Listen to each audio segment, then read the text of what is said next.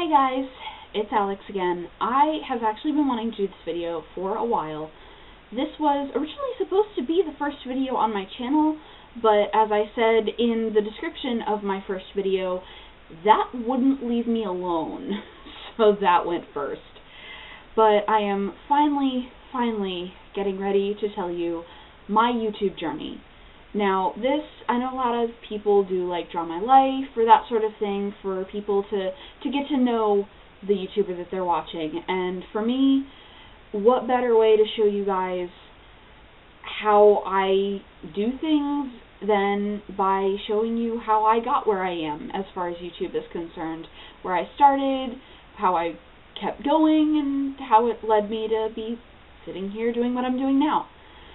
So let's go ahead and get started. So when I was young, there were a house full of kids there. I was the third of 6 siblings. Computer time was rare. Computer time where I could do what I wanted was non-existent. So I basically had to deal with whatever my siblings were watching, which never interested me, so I didn't bother. But I distinctly remember my sister turning on an episode of, I think it was Smosh, like way back in the early days. And I think because my mom heard them cussing, she grounded us. I'm not quite sure how accurate that is because my memory is terrible. You can ask anybody that knows me personally. I have a crappy memory when it comes to stuff from way back. So that's my first memory of YouTube. And following that, I didn't really watch a whole lot of it. I was more into reading. I was a huge anime nerd in middle school and high school. And I didn't really do a whole lot of the YouTube thing until the summer after I graduated. Now, this was the summer of 2011, and I had a really great friend of mine send me a music video that was Martin Littlewood's Form This Way. Now, I'll have links to everything I'm talking about in the description, so if you want to go see them all, you totally should, because all of them are freaking awesome. But Form This Way was a Lady Gaga parody that featured Minecraft. Now, I wasn't exactly a huge gamer. I mean, I was a total Legend of Zelda nerd. I loved it to death, but apart from that, I didn't really game a whole lot. I just kind of watched my brothers play. So gaming wasn't really a thing that I was very into. So I watched this, and I'm like, I couldn't really tell what it was trying to get at, other than the fact that, hey, he likes this game with the terrible graphics. Now, before you get all weird on me and say that graphics don't matter, I know. I love Minecraft now. It's a great game. I still play it. I have it on PS3 and PC, and I love it. But at the time, I had never seen it before, and I thought it was a game from like 10, 15 years ago. So once I was actually told that the graphics are supposed to be like that, I started getting intrigued. And I started watching more of Martin's videos, which at the time were mostly Minecraft. I mean, he had a couple of other things on his channel, but it was pretty much all Minecraft. And Legend of Zelda, which really hooked me because the Zelda Adventure Craft series, it was one of the first series he ever did on his channel, was my absolute favorite. I loved it to death. It combined the game that I had just discovered that I really liked, plus my favorite series of all time. So it was pretty awesome. After that, I started watching a whole lot more gaming videos and getting into the rest of the Yogscast, a couple of other channels. I was watching Captain Sparkles.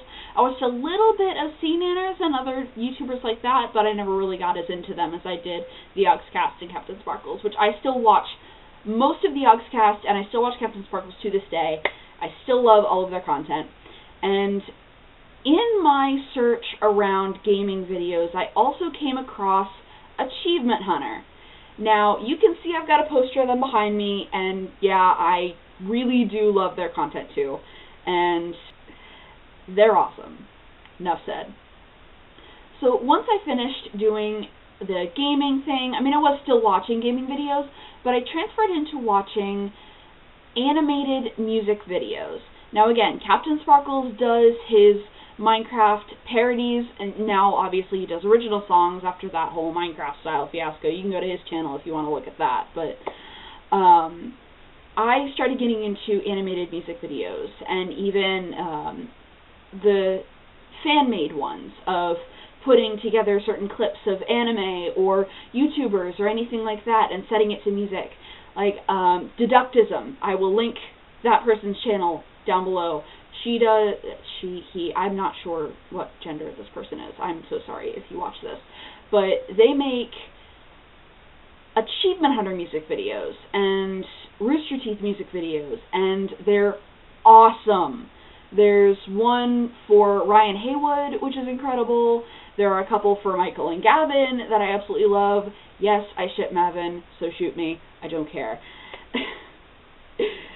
But I kept getting into it, and I was in college by this time, so de-stressing was a main thing for me, and YouTube was a great way to do that. I could immerse myself in a game or people just talking about stuff. It was a great thing for me and saved my sanity on several occasions. So we fast forward to last year, probably the end of 2013, and I saw that Martin, one of the first YouTubers I ever started watching seriously, had started up a vlog channel with his then girlfriend, Kai Dream. And I was intrigued about that simply because somebody talking to a camera couldn't be that interesting, could it? Apparently it was, because I watched their videos religiously every single day from first to last. From the very first video they uploaded, which was Kai seeing their flat that they moved into together for the first time, which was adorable, to the video they put up a couple weeks ago where they stopped the channel. And that made me sad because I love both of them, but, you know, I wish them all the best in whatever they decide to do. But In the Little Dream is actually what got me interested in vlogging again. And I had at one point toyed around with the idea of starting up a channel or just talking to a camera about something because I didn't exactly have a lot of people in real life to talk to. So it came back full force and hit me like, holy crap, I should totally do this. But I am a lazy procrastinator, and I also have a whole lot of people living in my house. I do still live at home. So having, you know, siblings and parents and all sorts of friends of siblings running around, it doesn't make for very good content as far as that's concerned. I don't need somebody screaming in the background every 5 seconds when I'm trying to film a video. You know how it goes. So I did put it off even further. And then I got to July 1st of this year, 2015, and I saw a video in the recommendations of something I was watching. I cannot remember what it was now, but I saw the video, The Internet is Mean, from Dan Is Not On Fire. Now, if you don't know who that is, what is wrong with you?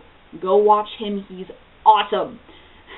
So I saw this video, and I really agreed with his perspective on things, and he seemed like a really intelligent individual, someone that I would like to talk to in real life just as a friend, so I started watching more of his channel. Now, this is something that Dan actually refers to as free fall, is what I went into after that. Now, free fall is when you start marathoning something to the point where nothing else matters. And I'm sorry, Dan, but the first experience I had with Freefall was your channel. Yeah. So this is going to sound a whole lot worse than it is, I promise, but I marathoned all of his first channel, his second channel, his gaming channel he shares with Amazing Phil, and then I went over to Phil's first channel and his second channel and marathoned those. All of this, all 5 channels, took me about 3 days. This is the moment where you can go ahead and judge me for the fact that I have no life. Okay, so now that that's all out of the way, I was depressed when I finished them because unfortunately Dan and Phil are really busy. They do a whole lot of things, which is awesome, but that also means that they don't upload videos as often as the other YouTubers I was used to watching. Captain Sparkles does 2 a day. The Ogscast has a crap ton that they put up daily. and Achievement Hunter has at least one a day, plus the other Rooster Teeth content, which is at least one more. I was used to getting daily content and seeing everything, and then learning that Dan and Phil only make videos once every week or two was crushing.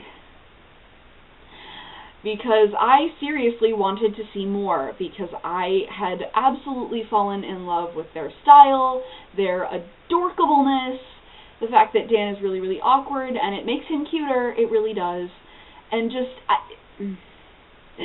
I was sad that there was no more for me to marathon, so I turned to Tumblr.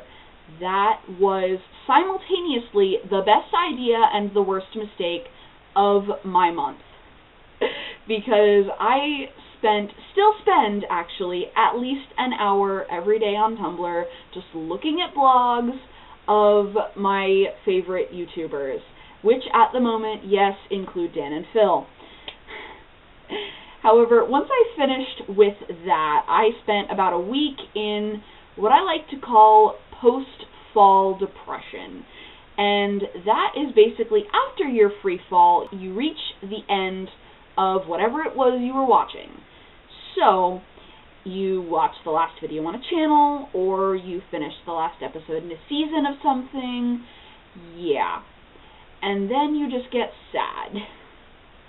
So I got sad. I got very sad. But then I started rewatching videos that I thought were my favorites of Dan and Phil, and I looked at the recommendations. Well, hey, if I found Dan's channel through recommendations, I wonder what else they'd have for me. And this is how I found so many other YouTubers, the whole vlogging community, and I fell in love. I was so obsessed with watching videos. I started watching Tyler Oakley, I started watching Troye Sivan, I started watching Marcus Butler. I was obsessed. Still am, actually, as I just, before recording this, let my phone die because I was in the middle of a marathon of Tyler Oakley videos. Is it just me, or are his Q and Slays like the funniest thing other than the Phil Is Not on Fires, because those are close to my heart? Just, I'm saying that right now. And I finally, after seeing all of these vloggers that were just putting their own selves out there for people to watch, and just being as confident as they were, and so happy and upbeat and energetic, and it was so great to see that. That is the kind of thing that I want. I really want that. To be that confident, happy, wonderful individual. And if I can make YouTube videos and somehow help somebody along the way, that would be awesome. And so we get to a couple weeks ago when I rewatched for the probably fourth time Dan Is On Fire's videos of fandoms and shipping and fictional friends. And I realized, again, because I did realize this the first time I watched these videos, that YouTubers, even more than fiction, are fictional friends, in a sense, because they put out so much of themselves when they are making videos that you think you know them, or at least I do. I don't know about you guys, but when I watch as much as I did, especially of when I was in free fall with Dan and Phil's videos, I watched so much of their content in such a short space of time that I honestly feel like I knew them pretty well. And that's kind of scary, yes, because I kind of feel like a stalker a little bit after watching all of that in such a short space of time. But I'm also very proud that I was able to even have this glimpse into their lives. And I hope that with the type of vlogging YouTubers that I talked about, you will see that too. That just allowing us that glimpse into their lives is such a great thing. And so I figured at that point, screw it. I want to do this. So I got out my little Nikon Coolpix camera that I'm filming this on, and I sat it up in front of my mirror, which is where you're sitting right now, and I filmed the first try for this video, which is my YouTube journey, and it failed miserably, so I've had to refilm it. But this is where I am now, and hopefully you'll be able to see my progression from here on out, because hopefully I'll be able to make videos semi-regularly. Please, please, please, please don't hold me to that, because we all know how lazy and procrastinatory most young adults are. I definitely fall into that category, and if I promise something, chances are it's either not going to happen and I'll have to do some horrific punishment thing, or you're just going to get upset with me and leave. And I would really rather you not do that. I like having people watch me. That sounded so wrong. I am so sorry. The Austro-American channel, home of accidental innuendos and general awkwardness. My apologies. Anyway, so that is my YouTube journey. That is where I started, all the way from Form This Way on Martin Littlewood's channel when I was 17, 18 years old, and now I'm 22, and I love vlogging and vlogging YouTubers, and I really hope that one day I might actually get to meet some of them, because they all seem really, really awesome. So that is everything, and I hope you enjoyed this look into my life. I do plan on doing videos on each specific YouTuber to give me a massive jolt of inspiration, starting with Martin all the way leading up to wherever I am when I finish filming them all, because there are quite a few of them. But I hope that you enjoyed this video, and if you would like to see my YouTube series, I will definitely recommend that you subscribe to me. I'm not sure what I'm going to call the Spotlight series, as I've taken to calling the project, just talking about YouTubers that inspired me. I will come up with a catchy name, I am sure. But until then, I will be working on that, and I will see you guys next time. Bye!